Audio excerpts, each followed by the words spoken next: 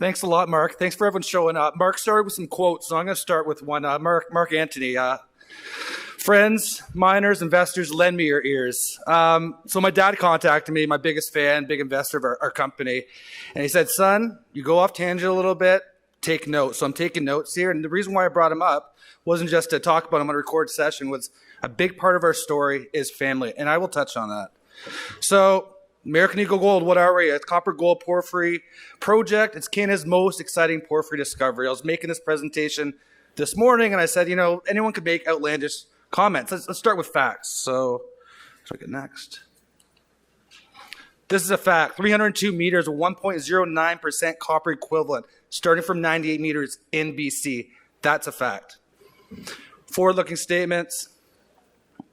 So what's the catalyst? What opportunities are there? The opportunities is buying. People don't know about us. I contacted Pierre Lassonde the other day, never even heard of our company. So sometimes I feel like I'm a tree in the middle of the forest. If we make an announcement, does anyone even hear it? So that's my job right now. That's why I'm doing marketing. We have everything you want. We got grade, we got scale, we got location, and we're fully funded. So those are all great pillars and really excited about it. So our recent hole that I just mentioned on the first slide, 302 meters of 1.09% copper equivalent. It confused people. And why did it confuse people? That's a Chilean hole in BC. So look at those numbers, okay? Don't think that this is the end. There's better results to come. We're just at the beginning. So where are we? We're located right near Smithers. Smithers is kind of like Collingwood. It's a beautiful town. They got brewery, they got sushi, they got everything, and that's important.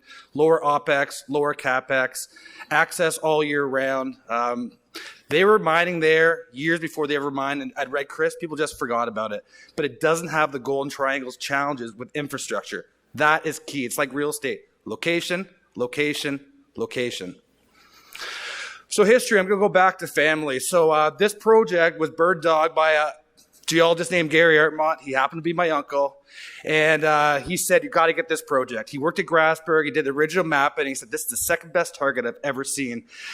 And I didn't want to take it at first because I saw what I think investors see right now. I saw a lot of historical drilling, 20,000 meters.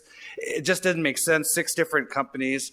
And he pretty much grabbed me. He goes, you are a bean counter. You're a CFA. I'm a geologist. Trust me. So he goes, I'll walk you through this. So I'm peeling the onion right now. I'm going to take you through the steps he took me through. Historical drilling, Tony. He goes, 20,000 meters. What was the average depth? 165 meters. It wasn't very deep. That was 30 years ago, the last time they did a real exploration there. What were the metal prices last time they drilled there? Gee, Gary, I don't know. 60 cents a pound copper, $400 an ounce gold. The economics have changed. Now, the other thing he mentioned, he goes, you couldn't even access this site before. Since then, in the last 30 years, there's been forestry. You can drive a road right onto it. So that's key, location, infrastructure. I said, Gary, I'm going to get this. I trust you. I love you.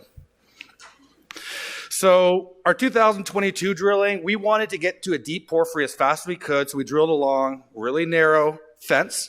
4 of our 7 holes were straight vertical. 2 of those 7 were also along that fence. Only 1 was inclined. Our first hole we drilled, it was 125 meters of 1.05% copper equivalent from surface. And Gary said, I'm going to see the core. I don't even need to know the assays, and I'll know if this is real. And he saw the assays. He goes, this is real. Sad part of the story, Gary actually passed away 2 weeks after that. So that sucks. So anyways, we had other great holes.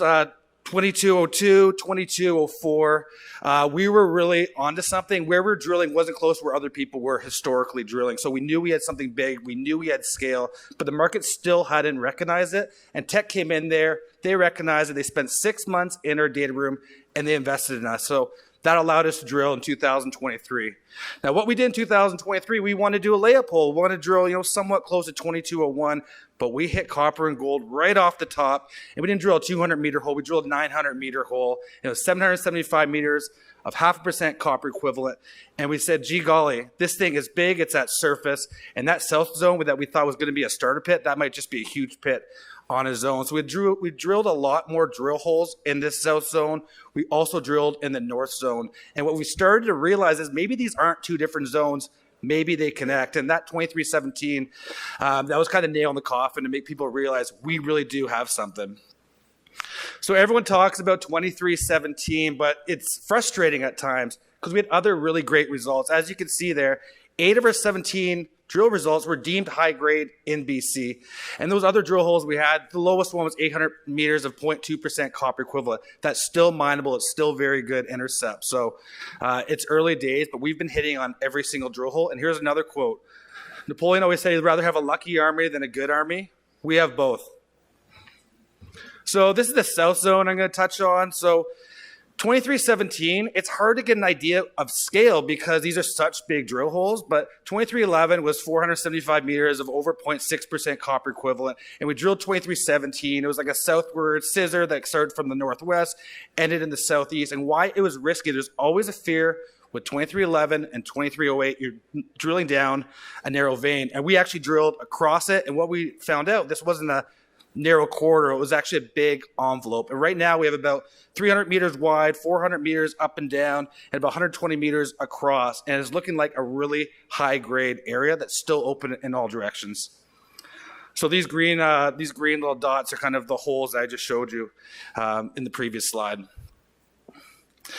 So everyone asked about Teck. What is Teck doing? What are they offering?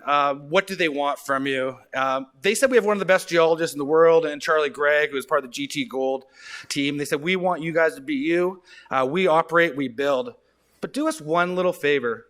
Drill a hole 750 meters away from anywhere anyone ever drilled and see if there's something there. We want to see if there's real scale. And we drilled there. We hit 125 meters of 0.4% copper equivalent from the top. And we hit some smoke, and when you drill there, we realized there's a lot more fire underneath. So that got Teck really excited, got us really excited, and we're going to go back there this year. So that's real scale.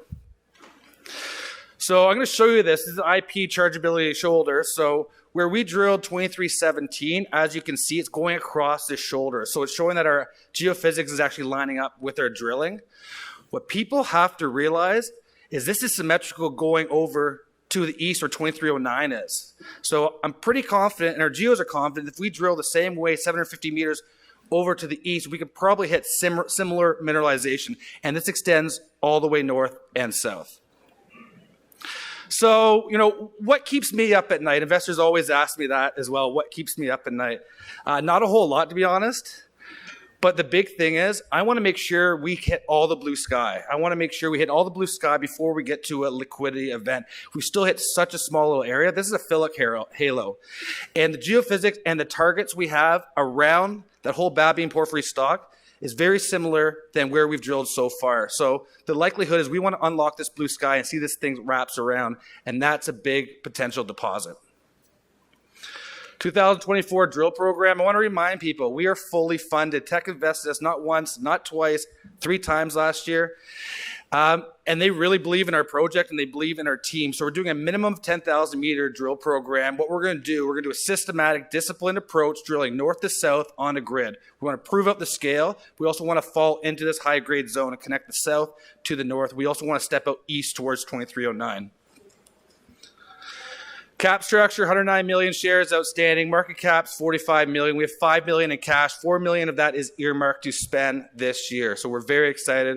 We have a tight cap structure. 20% is owned by Teck, 46% by insiders. I just talked about Teck. They invested 3 times. The reason why we did the August raise is I didn't want to come out with really good results at the end of the season this year, and all of a sudden the savvy investors go, these guys got to do a placement, and they sell down our stock. I want to make sure we had money in the bank to drill, and there was no overhang with us. So what are the catalysts this year? The big catalysts moving forward in the next 3 months are people like you finding out about us and investing. It's all about the demand. Stock goes up because there's more demand than supply, and we're trying to create that. People go, can you go drill right now? Yes, we can drill right now, but what you have to realize is that costs money. And we want to look after our cap structure.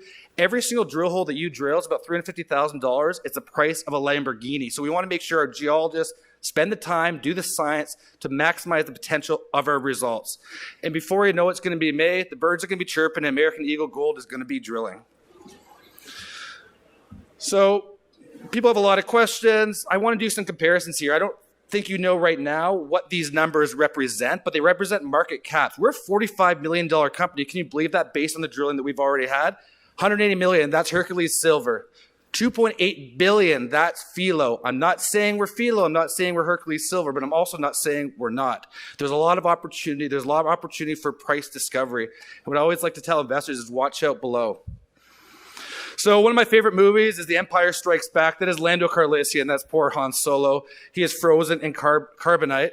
But what I tell investors is, what have we done in the last year? We're up 400%. We hit. Tech's invested in us 3 times. Have faith in us. Don't sell us and invest in Chilean play and come back because you might miss us.